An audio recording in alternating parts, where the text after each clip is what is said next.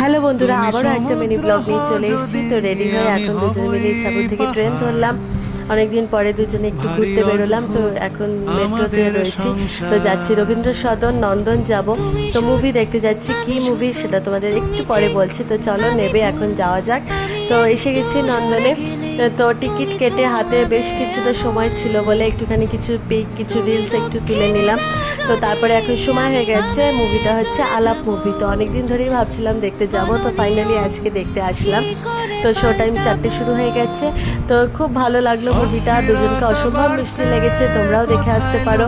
তো মুভি টুভি দেখে বেরিয়ে একদম ডাইরেক্ট দমদমে এসে একটুখানি রোল আইসক্রিম খেয়ে তারপরে বাড়িতে আসলাম। তো বাড়িতে এসে ও আবার নাইট ডিউটি বেরিয়ে গেল।